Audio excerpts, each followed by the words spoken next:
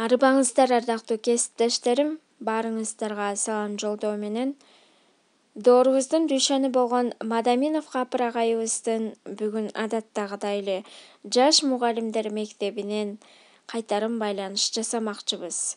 Кайтарым байланышты Ак Терек орто мектебинин кыргыз тили жана кыргыз адабият мугалими Талайбек кызы Тунугай кайтарым байланыш жасамакчы.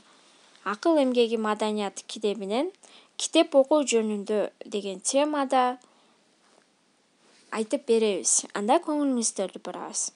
Негизинен китеп окуганыбызда өзүбүздү даярдап, көңүлүбүздү жай кылып, чарчап, чалыкпай туруп окуу.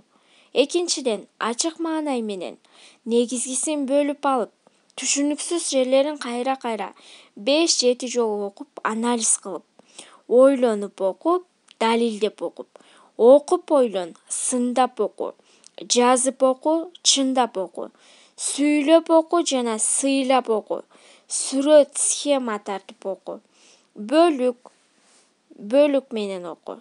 Биринчи бөлүк, экинчи бөлүк деп маселен.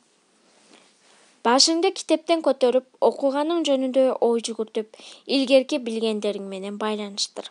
Суроо берип, жооп таап окуп, каалоо менен кызыгып окуу, тамга сөзү мүчөнү туура окуу, талкуулап окуу.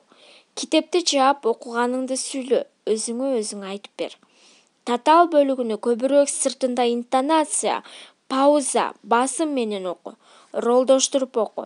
Түшүнбөгөн сөздөрүңдү белгиле. Сөздүктөн маанисин таап, билип, анан калганын окуу. Окулган темаң жөнүндө кыялданып бирөөгө айтып берип окуу.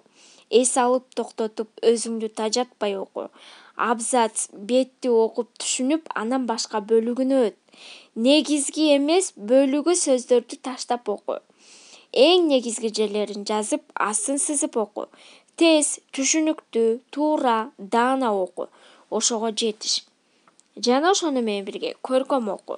Негизги ой, окуя, эреже, законду таап, калем менен астын сызып, түшүнүп, мисалдарын, корутунду сунуштарын таап окуу. Башы, ортосу, акырына чейин окуу.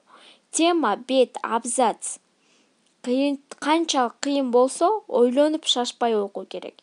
Татаал бөлүгүн 5-10 жолу, оңой бөлүгүн 1-2 жолу окуу. Кээде бир сүйлөмдүн да ар бир сөзүн ойлоп түшүнүп, андан кийин калган сөзүн окууга туура келет. Ойлоп, сүйлөп, конспектилеп окууга үйрөнүү.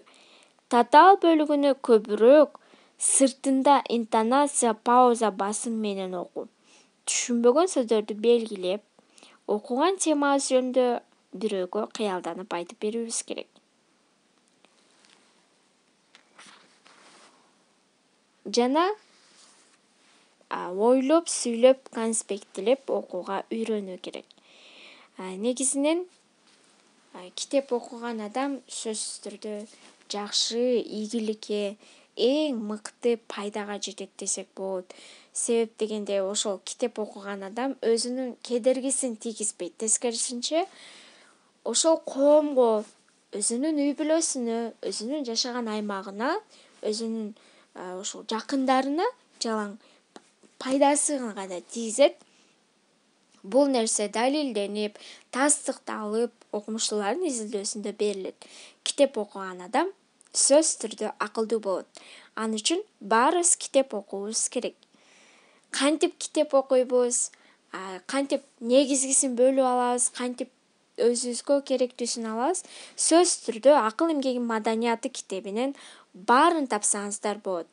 Видео сабакты даярдаган Салтанат Бейшенова, ал эми кайтарым байланыш жасаган Талайбек кызы Тунугай болду. Көңүл бурганыңыздар үчүн чоң рахмат.